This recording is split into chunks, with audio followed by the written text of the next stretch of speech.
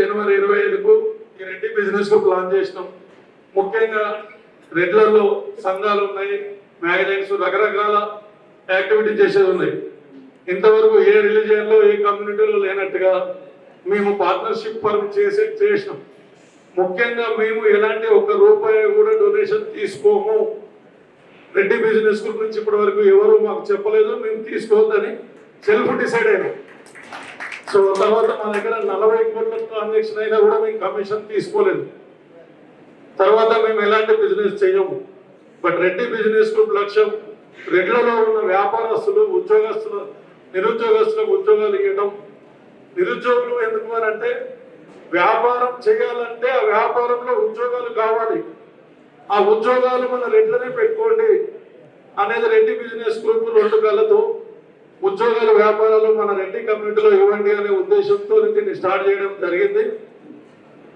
దానితో పాటు స్ట్రెంత్ ఎక్కువ అవుతా ఉంటే 1,00,000 మంది ఉన్న దగ్గర మేము ఓపెన్ గా ఛాలెంజ్ చేస్తున్నాం. ఉంటే కూడా భూమి లేని వాళ్ళకు ఒక్క రోజులో 5 లక్షలు కలెక్ట్ చేస్తాం. ఉంటే కూడా భూమి లేని రెడ్లు తెలంగాణలో ఎక్కడ ఉన్నా వాళ్ళ నుంచి కావాల్సింది వాళ్ళ వీడియో, వాళ్ళ family members account details, wife, husband, పిల్లలై 4 మాత్రమే. బామ్మర్ది, బాబాయ్ తీసుకోము. మేము 4 నుంచి 5 లక్షలు ఛాలెంజ్ చేసి కలెక్ట్ చేస్తున్నాం. ఎందుకు అంటే రెడ్డి బిజినెస్ గ్రూప్ ఏంటి, మళ్ళీ ఏంటి అని అడుగుతుంది. ఇంతమంది రెడ్లు ఉన్నప్పుడు 200 మంది కంట్రిబ్యూట్ చేస్తే 5 లక్షలే. కొన్ని విషయాలు మాట్లాడితే ఎవరు జీర్ణించుకోలేదు. ఒక జీవన్ రెడ్డి గారు ఒకరే అడ్వకేట్ దగ్గరికి 50,000 డబ్బులు ఇచ్చి జలపతి రెడ్డి గారి కుటుంబం గురించి పంపించడం జరిగింది. ఎట్ ద సేమ్ టైం హైకోర్టులో నేను ఒకే పర్సన్ పైన తెలంగాణ రెడ్డి సంఘాలు కాదు, రెడ్డి వాళ్ళు ఎక్కడ పోయారు, హైకోర్టు బార్ అసోసియేషన్ చైర్మన్ నరసింహారెడ్డికి నేను సింగిల్ గా పోయి కంప్లైంట్ ఇచ్చాను. ఆ ఫార్మాట్ లో మాకు ప్రిపేర్ చేయడానికి 6 అవర్స్ పట్టింది. Bar association supreme court member Vishnuvardhan Reddy complaint ఇచ్చినాం. అవి రాజకీయ కొన్ని ప్రాబ్లమ్స్ ఉన్నాయి, చెప్పలేము. దామోదర్ రావు అనే ఒక వ్యక్తి వల్ల జరిగింది. ఆయన ప్రైవేట్ నెంబర్లకు వెళ్ళి ఫోన్ చేసి బెదిరించడం కూడా జరిగింది. సో అవన్నీ చెప్పుకోలేము. సో అలాంటి నీడీ పర్సన్స్ ఇంతమంది మన రెడ్లు పెద్దోళ్ళు ఉన్నప్పుడు వాళ్ళు 10,000, 5,000 బద్దూరు వెంకటేశ్వర రెడ్డి గారు ఉన్నారు. ఆయన అసలు ఆయనకు ఎంత ఇష్టం వస్తే 20,000, 50,000, ₹1,00,000 కూడా ఇచ్చింది. సో జలపతి రెడ్డి గారి కుటుంబాన్ని మేము 5 రోజులు సోషల్ మీడియాలో వైరల్ చేయడం వల్ల అందరూ ఒత్తిడి వచ్చి అందరూ ఒక యూనిట్కి వచ్చి వాళ్ళకు ఒక 10-15 లక్షలు కలెక్ట్ చేయగలిగినాం. సిరిసిల్లలో, దుండ్రపల్లిలో 4 నుంచి 5 లక్షలు, గొల్లపల్లి, రాఘవపట్నంలో 1.5 లక్ష, వాళ్ళకు హాస్పిటల్లో మంచి ట్రీట్మెంట్ చేయించి దాదాపు 50% తక్కువ చేసినాం. హైదరాబాద్లో ఒక లివర్ కట్ అయింది పిల్లగానికి, 20 ఏళ్ళ అబ్బాయికి. సో ఈ విధంగా ఇంతమంది రెడ్లు ఉన్నప్పుడు వాళ్ళు సాయం చేయాలనుకునేవారు. మేము పెట్టే మ్యాటర్ చూసి స్పందించి ఇచ్చేవాళ్ళు. మినిమం 4 నుంచి 5 లక్షల దాకా వస్తుంది. సో ఒక రోజు 6 to 8 అవర్స్లో. సో కాబట్టి వెల్ఫేర్ అంటే మన రెడ్లు ఎవరైనా ఏదైనా పేదవాళ్ళు చదువుకుంటారంటే ఇక్కడే ఉన్నారు, చాణక్య స్కూల్స్, ట్రినిటీ కాలేజెస్, వాళ్ళు తక్కువ చేసి మనకు చదువు అనేది, జ్ఞానం అనేది నేర్పుతారు. సో దాంతోపాటు మ్యాట్రిమోనీ కూడా ఉంది. ఉద్యోగాలు, వ్యాపారాలు, వెల్ఫేర్, మ్యాట్రిమోనీ 4 కూడా రెడ్డి బిజినెస్ గ్రూప్ ఆబ్జెక్టివ్స్ అండి. మేము బెంగళూరు కూడా వెళ్ళాం, వాసన అనే ప్లేస్లో సక్సెస్ఫుల్గా మీటింగ్ చేసాం. మళ్ళీ మీటింగ్కి రమ్మాలంటున్నారు, మాకు టైం ఉండట్లేదు. ఎక్కడెక్కడ చాప్టర్ వేయడానికి లోకల్ వాళ్ళకు మేము రెడీగా ఉన్నాం. వాళ్ళు అక్కడ వాళ్ళే మెయింటైన్ చేసుకోవచ్చు. వాళ్ళు ఎలాంటి డొనేషన్స్ తీసుకోకుండా ఉంటే మేము వాళ్ళకి ఆ లోకల్ వాళ్ళకి ఇచ్చేస్తాం. సో 4 సంవత్సరాల నుంచి మేము విజయవంతంగా నడిపించుకుంటూ వెళ్తున్నాము. ఎవరి డొనేషన్, కమిషన్ తీసుకోవడమే కాదు, దాంతోపాటు మేము ఇక్కడ ఖర్చు పెట్టి ఎవరి దగ్గర స్పాన్సర్స్ కంట్రిబ్యూషన్ తీసుకోకుండా మేము సొంతంగా డబ్బులు ఖర్చు పెట్టి మేము స్టేజ్ల మీద కూర్చోకుండా, మా బొమ్మ లేకుండా, మా పేరు లేకుండా మేము చేస్తున్నాం. సో ఎందుకు చేస్తున్నారు, వీళ్ళకి ఏమొస్తుంది అంటున్నారు. నేను ఒక రెడ్డిగా, నేను ఒక మానవత్వంతో, నేను బేసికల్లీ సోషల్ వర్కర్. నా పేరు కూడా అవసరం లేదండి, నా పేరు కూడా ఏమవుతుందని చెప్తున్నాం. రెడ్డి బిజినెస్ గ్రూప్ పేరు అయిపోవాలని చాలా సీరియస్ గా నిర్ణయం తీసుకోవడం జరిగింది. సో చాలా మందికి చాలా రకాల అపోహలు, రెడ్డి బిజినెస్ గ్రూప్ అని ఎంతమంది కూడా చెప్పినాం. బిజినెస్ ఇచ్చే వాళ్ళ కోసం ఈ ప్లాట్ఫామ్ అండి, ఇచ్చే వాళ్ళకే అండి. ఉన్న వాళ్ళు మన రెడ్లకే బిజినెస్ వస్తుంది. అది అర్థం చేసుకుంటున్నారు ఎవరు కూడా. వాళ్ళనేది రూమ్లోనే తిరుగుతూ ఉన్నది. బిజినెస్ ఇక్కడనే ఇవ్వండి అని అంటే ఒక సర్వీస్ సెంటర్, ఒక ఏసీ రిపేర్, ఒక ఆర్ఓ సర్వీస్, ఒక లిఫ్ట్ రిపేర్, అలాంటి ఎన్నో లిఫ్టులు ఖరాబ్ అయిన హైదరాబాద్ బెంగళూరులో నిలబెట్టినాం. పెద్ద పెద్ద వాళ్ళ ఇంట్లో లిఫ్ట్ ప్రొవిజన్ ఒకసారే ఉంటుంది, అది ఖరాబ్ అయితే వాళ్ళు రాకుంటే మేము చాలా చేసినాం. సో అలాంటిది జగిత్యాలలో కూడా చేయాలనేది మా లక్ష్యం. సర్వీస్ సెంటర్ ప్లాట్ఫామ్ చేయాలి, రెడీమేడ్ బిజినెస్ కాదండి. ఒక డాక్యుమెంట్ రైటర్ కుమార్ భూమిరెడ్డి అని ఉన్నాడు, అలాంటి వాళ్ళు సర్వీసెస్ బాగా చేస్తారు. సో అలాంటి చిన్న చిన్న హెల్ప్లు అనేవి మన ప్లాట్ఫామ్లోకి ఇచ్చి వాళ్ళ ఈ గ్రూప్లో రెగ్యులర్గా అడ్వర్టైజ్ చేసుకుంటున్నది రెడ్డి బిజినెస్ గ్రూప్ లక్ష్యం. సో మాది వరంగల్ డిస్టిక్ నర్సంపేట దగ్గర కానాపూర్, మా బర్త్ ప్లేస్ నల్గొండ. నా పేరు ఏను శ్రీనివాస్ రెడ్డి, నేను రెడ్డి బిజినెస్ గ్రూప్ ఫౌండరు. మేము ఉండేది ఉప్పల్లో, హైదరాబాద్లో ఉంటాం. మాకు హైదరాబాద్లో కూడా ఇలాంటి ఇల్లు జాగా ఇలాంటిది లేదు, కిరాయికి ఉంటాం. నా నెంబర్స్ కూడా అక్కడ ఉన్నాయి. సో ఒకసారి దయచేసి ఏంటంటే రెడ్డి బిజినెస్ గ్రూప్ అని గూగుల్లో సెర్చ్ చేసి మీ విలువైన సలహాలు సూచనలు కూడా రివ్యూస్ ఇవ్వచ్చు. 1050 మంది పైన ఉన్నాయి. ఇంతవరకు ఏ రిలీజన్, కులం కాదండి, ఏ రిలీజన్ కూడా అలాంటి రివ్యూస్ లేవు. ఒక సింగిల్ నెగిటివ్ మ్యాటర్లో రివ్యూ లేదు. ఆ విధంగా మేము ఎవరిని ఏం బాధ పెట్టకుండా, ఎవరిని ఇబ్బంది పెట్టకుండా పోతున్నాం. కాబట్టి ఆ రివ్యూస్ కూడా అలా వచ్చి ఆ రివ్యూస్ చూసి మాకు పేడ్ మెంబర్గా జాయిన్ అవుతారు. పేడ్ మెంబర్ ఏంటంటే మాకు ఎవరి మంత్ నెలకు 1,00,000 నుంచి 2 లక్షలు ఖర్చు ఉంటాయి. బెంగళూరులో ఆఫీస్ ఉంది, హైదరాబాద్లో ఉంది, తిరుపతిలో ఉంది. మీరందరూ సపోర్ట్ చేస్తే జగిత్యాలలో కూడా పెడతాం.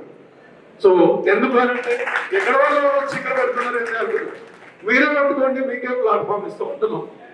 సో మాకు అన్ని రూట్స్ తిరగలేము కాబట్టి ఇక్కడ ఉన్న వాళ్ళే పెట్టుకోవచ్చు. ఆ పేడ్ మెంబర్ ఏంటిది అని అంటే హైదరాబాద్, బెంగళూరులో ఉన్న వాళ్ళు వాళ్ళ బిజినెస్ ఈ ప్లాట్ఫామ్ ద్వారా మీకు వస్తుంది అనుకుంటే జిల్లాలలో 10,000, సిటీలో 15,000 తీసుకొని దాని మీద ఎలాంటి కమిషన్స్ తీసుకోము. మాకు ఆల్రెడీ 400 మెంబర్స్ ఎగ్జిస్టింగ్ పేడ్ మెంబర్స్ ఉన్నారు. దాదాపు హైదరాబాద్ ఏరియాలో ఉన్న ఫోర్స్ జాబితాలో ఉన్న రెడ్లు మా దగ్గర 80% రెడ్లు పేడ్ మెంబర్గా ఉన్నారు. కొన్ని స్టేజ్ మీద చెప్పుకోలేము కానీ గర్వంగా చెప్పుకోవచ్చు. ఎట్రో పాలసారథి రెడ్డి కంపెనీకి రీసెంట్గా మేము ఒక ఆడిట్లో రెడ్డి బిజినెస్ గ్రూప్ నుంచి హెల్ప్ చేసినాం. సో ఒక గవర్నమెంట్ సీఎం ఎవరున్నా కూడా ఒక మన హిందూ ధర్మం ఉన్నప్పుడు హరే రామ హరే కృష్ణ ఫౌండేషన్ నుంచి రాజిరెడ్డి గారి ద్వారా సీఎంని ఆహ్వానించిన రెడ్డి బిజినెస్ గ్రూప్ ద్వారా అంత లెవెల్కు మేము వెళ్ళినాం. సో కాబట్టి ఒక్కసారి ఆలోచన చేయండి. మేము చెప్పేది ఒకటే, వ్యాపారము, ఉద్యోగాలు మన రెడ్డి కమ్యూనిటీలో మన వాళ్ళకే ఇవ్వండి. మనందరికి పరిచయం చేసినటువంటి శ్రీనివాస్ రెడ్డి గారికి నేను ప్రత్యేకత తెలియజేస్తాం. చాలా మంది రెడ్డి జన సోదరులందరూ రకరకాల వృత్తులు, వ్యాపకాలతోని మనం పనిచేస్తూ ఉంటాం. వ్యవసాయమే ప్రధానంగా ఉన్నప్పటికీ మరి మారుతున్నట్టు పరిస్థితుల్లో చాలా మంది మరి చాలా చిన్న చిన్న కాటేజ్ ఇండస్ట్రీ మొదలు పెట్టుకొని లేదా వ్యవసాయ ఉత్పత్తుల పరిశ్రమ మొదలు పెట్టుకొని చాలా పెద్ద ఇండస్ట్రీస్ నడుపుతున్నటువంటి మరి రెడ్డి మిత్రులు ఉన్నారు.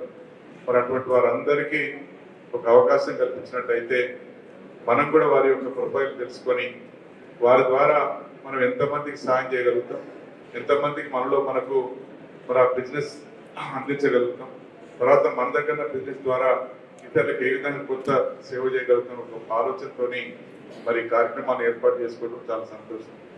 ఎందుకంటే చాలా మంది చాలా రకాలుగా ఉన్నారు. ఎంతో మనకు తెలియనటువంటి వ్యక్తులు, ఎంతో మంది దాతృత్వం పరిచిన వ్యక్తులు కూడా ఉన్నారు.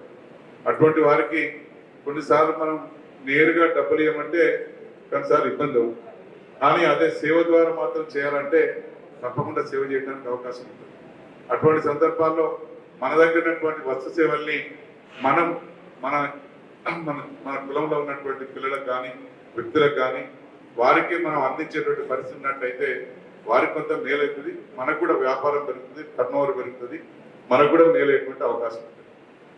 ఆ ఉద్దేశంతో ఇక్కడ ఏర్పాటు చేసినటువంటి కార్యక్రమం అనేది మరి నేను చాలా ఆశ్చర్యపోతా ఉన్నాను.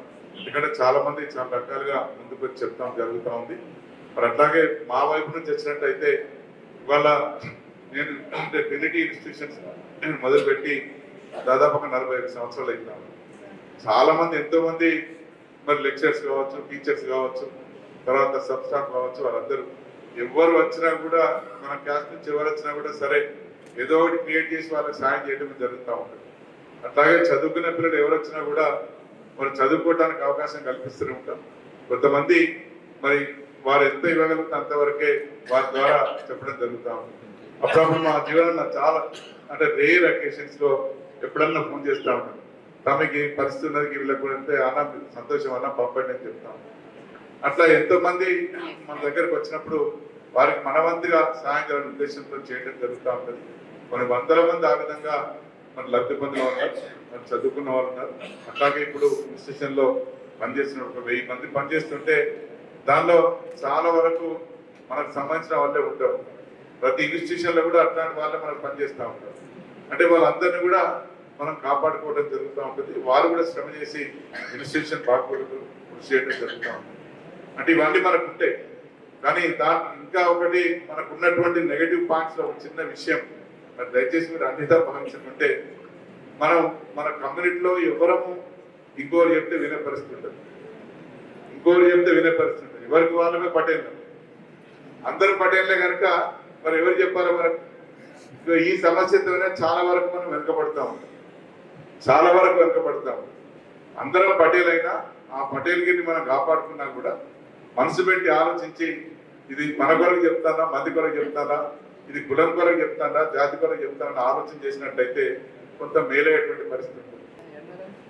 డైరీ లాంటి మన అతిథిగా విద్యార్థులు జీవన్ రెడ్డి అన్న ముఖ్య అతిథిగా.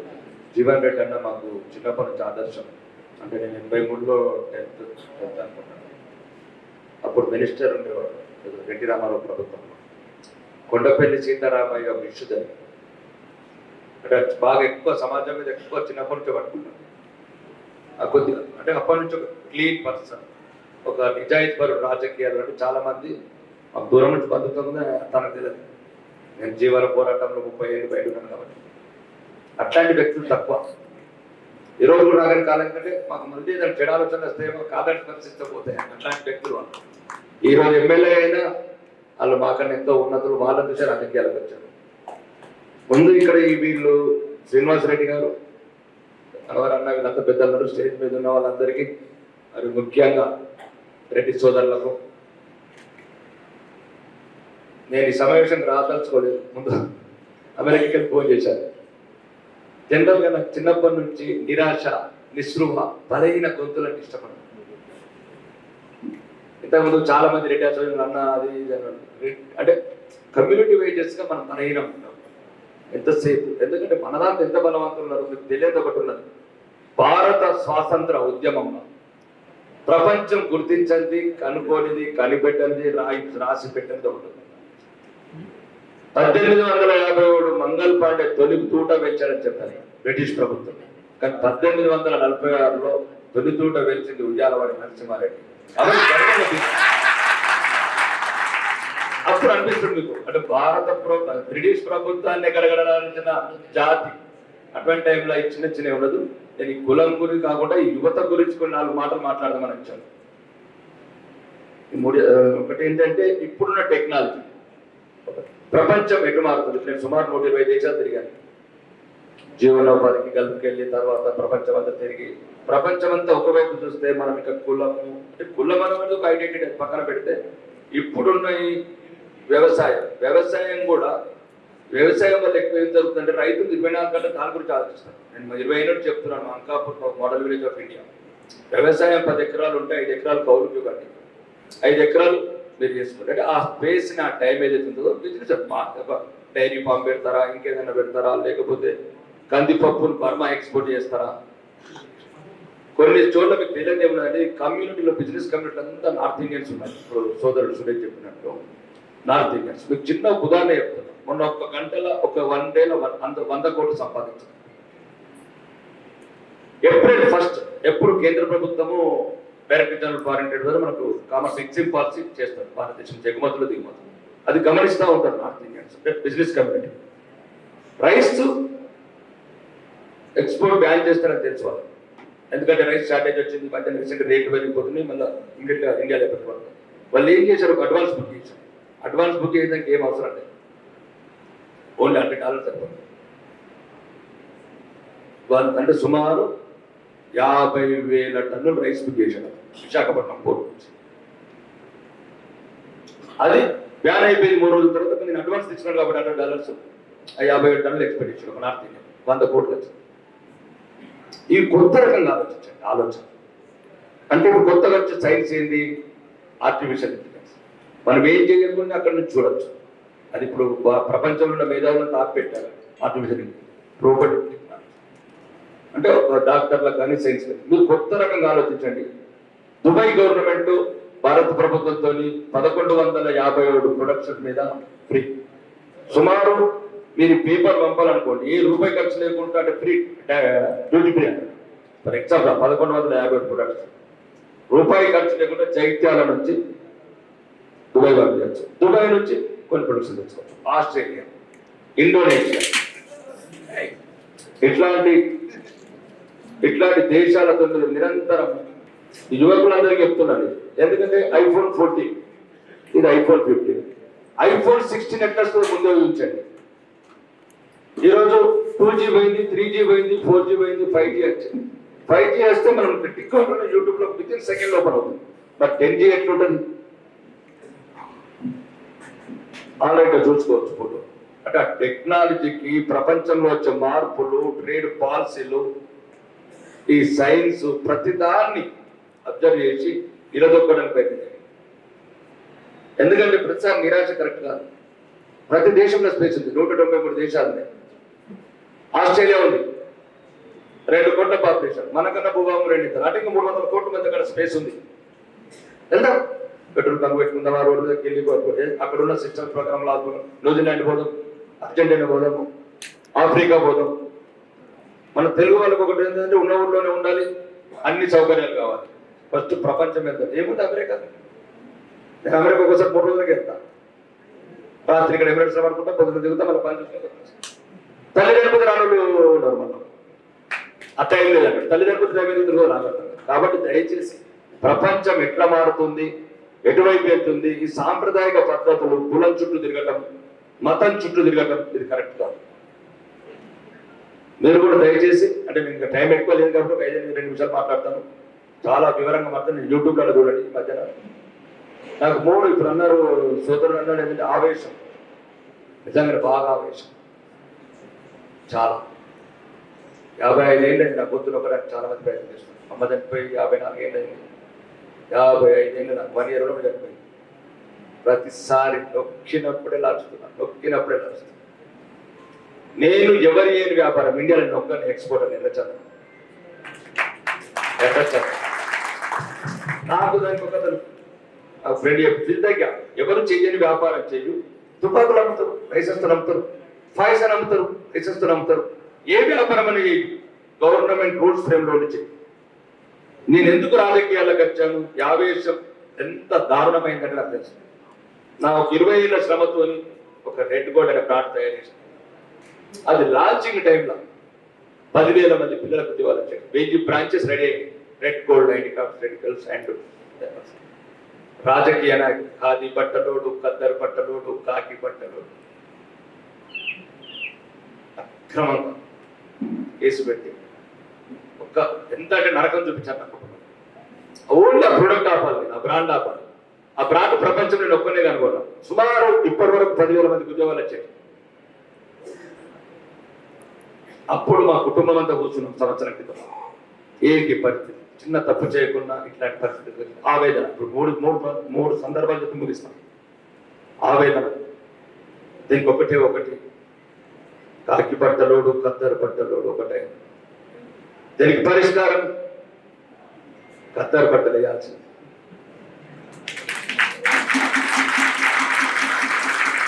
ఆ రాష్ట్ర ముఖ్యమంత్రి దగ్గరికి వెళ్ళాను, నాకు న్యాయం చేయమని.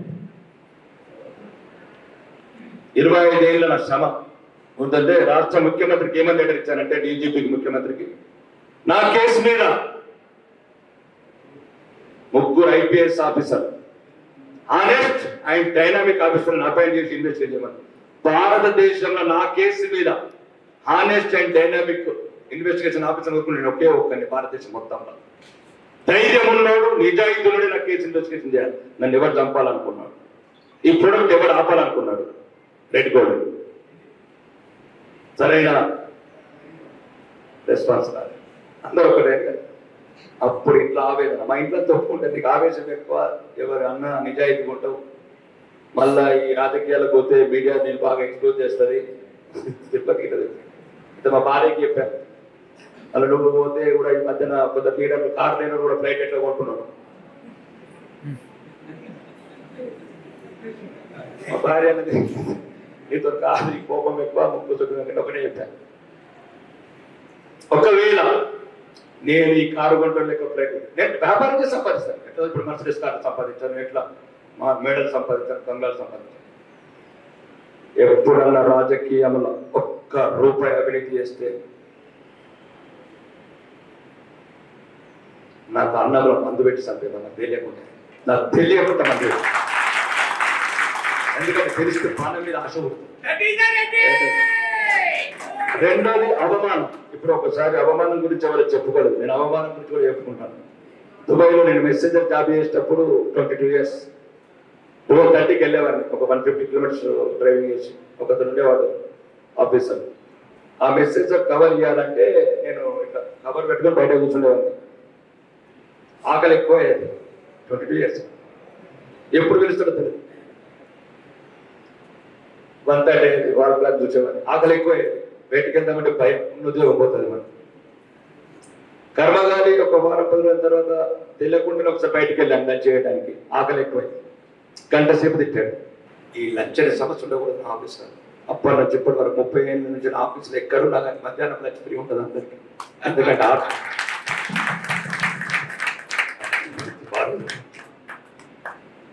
అది అవమానం. అవమానం ఎప్పుడు కూడా మర్చిపోవద్దు. మనిషిని మర్చిపోవాలి, అవమానించిన మర్చిపోవాలి, అవమానం మర్చిపోవాలి.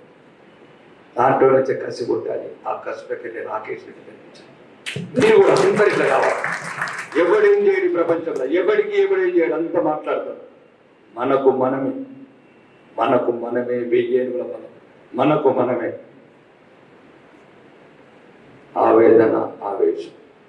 రాజకీయాల్లో కూడా చెప్తున్నాను, నేను రాగానే క్లియర్గా చెప్పాను. అమిత్ షా గారు వచ్చినప్పుడు 1 year లోపల ఎక్కడైతే అరువులకు నిరుపేదలకు ఇల్లు స్టార్ట్ చేయకపోతే నేను రాజీనామా చేస్తాను. ఇప్పుడు కూడా కట్టుబడి 1 year లోపల నా నియోజకవర్గం నిరుపేదలందరికీ ఇల్లు స్టార్ట్ చేయకపోతే గవర్నమెంట్ ద్వారా అవసరమైతే సందర్భం చేస్తాను. లేకపోతే రాజకీయాన్ని చూడవచ్చు. ఏముంది రాజకీయం? దోసుకుంటే సంతోషం. ఇప్పుడు జీవనాన్ని చెప్పాను కదా, ఒక్కరోజు ఈరోజు ఒక్క మాట ఆంధ్ర తెలంగాణ లోపల జీవన్ రెడ్డి గారి గురించి ఒక్క వ్యక్తి మన అవినీతి పరుడు. చాలా మంది ఉన్నారు. అంటే కాబట్టి చెప్తున్నాను, ఆవేశం ఉండాలి, ఆవేదన ఉండాలి, అవమానం జరగాలి. అవమానం జరగకపోతే కసి ఉంటుంది నీలో. మీరు కూడా ఎక్కడెక్కడ అవమానం పొందుతున్నారో ఫీల్ కాకండి. ఆవేశం వస్తే అవుట్ కమ్, బయటికి రండి. కానీ ఒక్కటి ఏంటంటే మీరు బతకండి, సమాజాన్ని బతికేయాలి. ఇప్పుడు సోదరులు అందరూ బిజినెస్ మ్యాన్ ఉన్నారు. ఇప్పుడు ఈ రోజు నా సంస్థలో 3,000 మంది ఉద్యోగాలు. మళ్ళీ రెడ్ గోల్డ్. ఇప్పుడు నేను తెలంగాణ శాసనసభ్యుని, తెలంగాణ అధికారులు కూడా ఒకటే చెప్పాను. ఇప్పుడు మా ఆడపడులు అందరూ ఏమంటున్నారంటే ద్రౌడీలు లేరు, గుండాలు లేరు, రాత్రి 11 తర్వాత ఓటర్లు ఉన్నాయి, కత్తిపోట్లు ఉన్నాయి, గంజాయి ఉండదు. తగ్గింది, 80% తగ్గింది. ఒకటే చెప్పాను అందరికి, డబ్బున్నోడు నా దగ్గరికి రావద్దు, డబ్బు తీసుకొని రావద్దు నా ఇంటికి. నా ఇంటికి ఎవరైతే బలహీనులు ఉన్నారో, బాధపడే వాళ్ళు ఉన్నారో అదే రావాలి. ఇప్పటికీ రోజు 1000 మంది వస్తారు, ఒక్క రూపాయి లేకుండా. నాతో చాతనే. కాబట్టి దయచేసి మీరు కూడా అన్ని రంగాలకు రండి, అన్ని రంగాలకు రండి. కానీ కులం అనేది కొద్దిగా తగ్గించండి. కులం అనేది బలహీనం, కులం బలం కాదు. ఇప్పుడు ఎట్లా ఉయ్యాలవారి నరసింహారెడ్డి గారి గురించి చెప్పారు, ఆ దాంట్లో చూసిన ఇన్స్పిరేషన్ పొందాలి. ఒక మన జాతి నాయకుడు బ్రిటిష్ ప్రభుత్వాన్ని ఎదుర్కొన్నాడంటే ఆ ధైర్యం ఉండాలి. చాలా మంచి అవకాశాలున్నాయి. మీరు కొత్త టెక్నాలజీని, సోదరులు అన్నట్టు టెక్నాలజీని, 5Gని, 6Gని, ట్రేడ్ పాలసీని, ఎక్స్పోర్ట్ ఇంపోర్ట్ పాలసీని గమనించండి. ఎంతసేపు జగిత్యాల, కోరుట్ల, ఇది కరీంనగర్, అంకాపూర్, ఆర్మూర్, కొన్ని లిమిటెడ్ అవకాశాలు ఉంటాయి. రోజు రోజు జనాభా పెరుగుతుంది. 142 కోట్ల పాపులేషన్.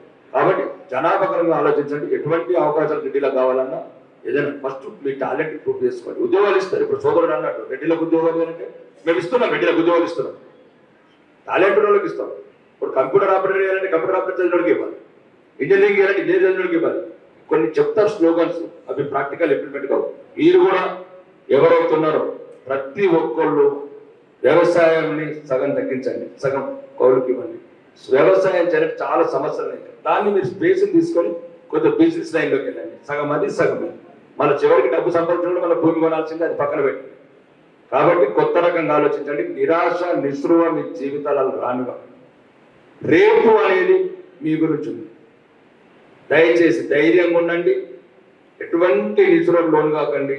ఎటువంటి అవకాశాలు ఈరోజు రాజకీయ చదరంగంలో మేము ఉన్నాము, రాజకీయ వేదికల మీద ఉన్నాము, శాసనసభలల్లా చట్టసభలల్లా ఎటువంటి మీకు సమస్యలు ఉన్నా నా గొంతు అయితే బలంగా పడుతుంది. మొత్తం స్టీరోఫోనిక్ తెలంగాణ అసెంబ్లీలో కూడా మీకు ఎటువంటి సమస్యలు వచ్చినా, మీకు ఎటువంటి ఇష్యూస్ వచ్చినా నేను దాన్ని పరిష్కరించడానికి ప్రయత్నం చేస్తానని. సమయం చెప్పలేదు కాబట్టి ఈ రెడ్డి ఐక్య వేదిక ఏదైతే డైరీ ఆవిష్కరణ ఉన్నదో కేవలం డైరీ ఆవిష్కరణ కార్యక్రమంగానే కాకుండా మనలో ఏదైతే పరిచయాలు సంబంధాలు మెరుగుపడే విధంగా ఉపయోగపడతారు అనేటువంటి భావనతోని ఈ కార్యక్రమాన్ని నిరూపించేసిందని చెప్పి నేను భావిస్తున్నాను. వాస్తవంగా రెడ్డి అనేది సమాజంలో ఒక ప్రత్యేకత సంతరించుకుని ఉందని చెప్పి చెప్పక తప్పదని చెప్పండి. ఇలా గ్రామీణ ప్రాంతం రెడ్డి అంటే ఇందులో వ్యవసాయం మనం వృత్తిగా దానిపై ఆధారపడి మన జీవనం ఆరంభించడం జరుగుతుంది. దాంతో మనకు వీళ్ళ గ్రామంలో ఎవరికి ఏ సమస్య వచ్చినా ముందుగా ఆపదలు ఆదుకునే వాడు రెడ్డి అని చెప్పి చెప్పక తప్పదని చెప్పండి. మీరు ప్రభుత్వ పరంగా అధికారులు ఆ గ్రామాన్ని సందర్శించినా కానివ్వండి, లేక గ్రామంలో ఎప్పుడు ఏ సమస్య ఉత్పన్నమైనా కానీ ఇప్పుడు కొంత మార్పు వచ్చింది. ఈ తరతరా కూడా ఏదైతుందో వీళ్ళ ప్రజా జీవితంలో ఎదిగి వస్తున్నారు. ఇక్కడ గతంలో ఆరంభంలో ఏదైతుందో అది ఏ గ్రామం అయినా ఇక్కడ ఏ సమస్య ఉత్పన్నమైనా కానీ గ్రామంలో కనపడేది రెడ్డి కుటుంబాలని చెప్పి చెప్పక తప్పదని చెప్పండి.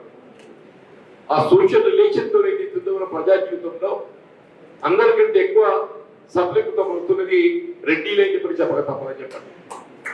అది ఏ రాజకీయ పార్టీని కానివ్వండి, ఇలా అత్యధికంగా చట్టసభలకు ఎన్నికవుతున్నటువంటి వారు తెలంగాణ రాష్ట్రంలో రెడ్డిలే అని చెప్పి చెప్పక తప్పదని చెప్పండి.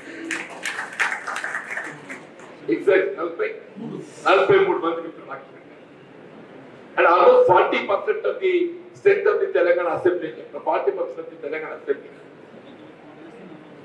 అంటే దానికి ఏంటంటే ఇలా రాజకీయ పొలిటికల్ పార్టీ బ్యాక్గ్రౌండ్ తో పాటుగా మనకుండేటువంటి నేపథ్యం, మన ప్రజా సంబంధాలు, సోషల్ రిలేషన్స్, సేవా దృక్పథం అనేది ప్రధానం చెప్పి చెప్పక తప్పని చెప్పండి. మనలో ఉండే ఒక సేవా దృక్పథం అనేది ప్రజల్లో ఏదైతుందో విశ్వాసం పొందగలుగుతుంది. మనం ఏ విధంగానైతే మన వారికి మనం సహాయం చేయాలనే తలంపు మనలో ఉండాలని చెప్పి పేర్కొంటున్నామో, మనవాడికి మనం సహాయం చేయాలని తలంపు ఎంత ప్రధానమో ఆపదలో ఉన్నటువంటి వాళ్ళని ఆదుకోవడం కూడా అంతకంటే ఎక్కువ అది ప్రధానం చెప్పి చెప్పక తప్పదని చెప్పంటున్నాం. ప్రజా జీవితంలో సక్సెస్ ఈసే నాట్ ఓన్లీ కమ్యూనిటీతో పాటు ఏదైతుందో ఆపదలు ఉన్నటువంటి వారిని ఆదుకోవడం, అవసరం ఉన్నటువంటి వారిని అండగా నిలవడం అనేది ప్రధానం చెప్పట్లేదు. అప్పుడు మాత్రమే ప్రజా జీవితంలో ఎవరైనా సమృద్ధి రాగలరు. ఇప్పుడు మారుతున్న పరిస్థితుల్లో డబ్బు ప్రాధాన్యత చోటు చేసుకుంటుంది. మీతో రాకేష్ రెడ్డి గారు వ్యాపారంగా ఆయన ఏదో ఆర్థికంగా బలపడి ఎన్నికలు గెలిచిందని చెప్పి నేను భావిస్తున్నాను. మీకున్నటువంటి ఒక కుటుంబ నేపథ్యం గతంలో ఏదైతుందో మీకున్న ఒక గ్రామీణ ప్రాంతం ఉండేటువంటి సంబంధాలతో మీకు డబ్బు మీకు తోడ్పడేది. మరి మీకుంటే ఒక గ్రామీణ ప్రాంతం మీ సంబంధాలు బాంధవ్యాలు లేకుంటే మీరు డబ్బు పెట్టుబడి పెట్టాలని ఎవడో పెట్టాలి చెప్పండి. ఆ డబ్బుతో గెలవాలని భావిస్తే మనం డబ్బుతో గెలవాలని చెప్పిన భావితం తక్కువ చెప్పంటారు. అంటే ప్రధానంగా ఏదైతుందో మనకుండేటువంటి ఒక నేపథ్యం, నేను నా వ్యక్తిగా చెప్పండి కేవలం కుటుంబ నేపథ్యంతో మాత్రమే ఇప్పుడు ప్రజా జీవితంలో గడిచే 4 దశాబ్దాలకే ఎదుర్కొంటున్నాను చెప్పండి. మరి లాస్ట్ 40 years నేను ఎదుర్కొంటున్నాను చెప్పండి. నా కుటుంబ నేపథ్యం, నా వ్యక్తిత్వంతో నేను ఎదుర్కొంటున్నాను చెప్పండి. మరి డబ్బే ప్రధానం చెప్పాలనుకుంటే అసలు నేను ఉండేవాడిని కదంతా తెలిసి విషయం చెప్పండి. కానీ ఎన్నికలు గెలవలేకపోవచ్చు కాక ఇక నాకుండే గౌరవం నాకున్నది చెప్పండి. నేను మీరు వ్యక్తి నిలబెట్టేది మన వ్యక్తిత్వం చెప్పని నా భావన చెప్పంటారు. వ్యక్తిత్వం ఏంటంటే మన వ్యక్తిత్వం చెప్పంటాం. వ్యక్తిత్వాన్ని కాపాడుకున్నప్పుడు మాత్రమే మన జీవితంలో స్థిరపడగలుగుతాం, మన జీవితంలో గుర్తింపబడగలుగుతాం చెప్పంటారు. ప్రజా జీవితం, రాజకీయ హోదా అనేది మన జీవితంలో గుర్తింపబడటానికి, ఆ గుర్తింపు అనేది ఏదైతే మన వ్యక్తిత్వంతో వస్తుంది, దాన్ని మనం కాపాడుకునే ప్రయత్నం చేయాలని చెప్పండి. ఇదే మన మిత్రుడు నారాయణ రెడ్డి గారు ఏదైతుందో వాస్తవ కార్యక్రమం ఏర్పాటు చేస్తున్నామని చెప్పి మనం పేర్కొంటే ట్వీట్ వేయి చాలా దాన్ని సులువుగా తీసుకుంది. కానీ ఇక్కడ చూసిన తర్వాత రియల్గా నేను ఉదయం వచ్చి 9 గంటలకు వచ్చి కార్యక్రమం ఏదో అటెండ్ అయిపోదామని చెప్పి అనుకుంటే, కానీ అప్పటికి ఇంకా అందరూ చేరుకోలేకపోవడంతో నేను పూర్తి స్థాయిలో అందరూ వచ్చిన వస్తాను చెప్పారు. నిజంగా అప్పుడు 9 గంటలుగా వెళ్ళిపోయి ఉంటున్నట్టయితే నేను మిస్ అయిపోతున్నావు నాకు ఇప్పుడు అనిపిస్తుంది. ఏం మిస్ అయిపోతున్నా ఇప్పుడు నాకు ఇప్పుడు అనిపిస్తుంది చెప్పండి. అంటే కార్యక్రమంలో ప్రాధాన్యత నేను గుర్తించగలిగాను చెప్పండి. కార్యక్రమంలో ప్రాధాన్యత గుర్తించగలని చెప్పండి. మరి ఈ ప్రాంత వాస్తవుడు ఇక్కడ ఆపద ఆదుకోవడం నా బాధ్యత భావిస్తానే. కానీ మా మిత్రుడు జగన్రెడ్డి గారు ఏదైతుందో న్యాయ వ్యవస్థ ఉన్నటువంటి లోపాలతో ఆయన బాధితుడైపోయి ఆయన చివరికి పలవారు మరణానికి పాల్పడలేదు. ఇక్కడ ఈ ప్రాంత వస్తువుల వరకు అండగా నిలబడ్డా కానీ మేము ఇక్కడ వెళ్ళాం కాబట్టి నిలబడ్డాం, మా బాధ్యత. ఇక్కడ శ్రీనివాసరెడ్డి గారు ఎక్కడో అయి ఉండి కూడా అరే మా రెడ్డి కుటుంబం ఏదైతే ఇట్లా ఆపదలు పాలైందని చెప్పని ఆ కుటుంబాన్ని ఆదుకోవడం ముందుకు వచ్చేందుకు శ్రీనివాసరెడ్డి గారిని ఉపయోగించుకుంటున్నారు. అట్లాగే ఇక్కడ ధర్మాలని కానివ్వండి కాక కుటుంబం అది ఇబ్బందుల పాలన చేస్తే విద్యుత్ ప్రమాదంతో చనిపోయింది చెప్పండి. ఇటువంటి సాధారణ జరుగుతుంటాయి.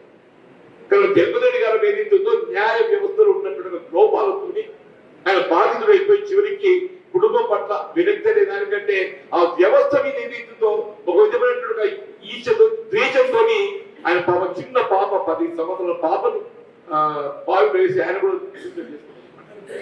అటువంటి పరిస్థితి ఉత్పన్నం కాకుండా ఎవరైనా మరి ఇటువంటి పరిస్థితి మళ్ళీ భవిష్యత్తు ఉత్పన్నం కాకుండా చూడవలసిన ఒక బాధ్యత మనందరికీ ఉంటుందని చెప్పి అంటున్నాం.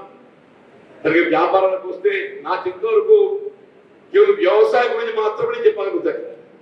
గ్రామీణ ప్రాంతం గురించి చెప్పడం సేపే చెప్తాను నేను. రాజేష్ గారు చెప్పిన దాన్ని బట్టి నీ ఎవరితో పనికి రాదు ఆయన అది పక్కన పెట్టి నువ్వు వ్యాపారం రాని చెప్పారు పరిస్థితి కాదు. అంటే అన్నట్టే కదండి, అన్నట్టే కదా. నేనేంటుందో నేను ఇప్పుడు నేను ఇంత ప్రజా జీవితంలో ఫుల్ టైం ఉండి కూడా గడిచిన 10 లాస్ట్ 40 years సొంత వ్యవసాయం చేస్తున్నాను. నేను సొంతం చేస్తాను చెప్పంటారు. నేను ఇంతవరకు ఒక ఎకరము ఏ సంవత్సరం ఏ పంట కూడా కౌలు చేయలేదు. ఇప్పుడు కౌలుకి ఇస్తున్నా చెప్పడం కోపం చెప్తాను, కౌలుకి ఇస్తున్నా కోపం చెప్తాను. నువ్వు చేసే మా తిరుపతి కనుక నిజమాబద్దా నువ్వు చేసే పని ఇంతకంటే పని చెప్పంటు నేను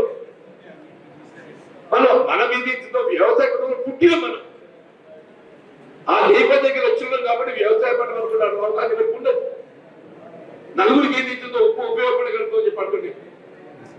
ఏదైనా కానీ నా ప్రజా జీవితంలో మీరు వ్యాపారంపై ఇంతవరకు ఎంత ఆశించిండ్రు మీకు ఇవాళ రాజకీయంగా దేవుడి అవకాశం ఇచ్చిండ్రు. భవిష్యత్తులో ఏది ఇస్తుందో గ్రామీణ ప్రాంతాలకు దృష్టి పెట్టు రైతులు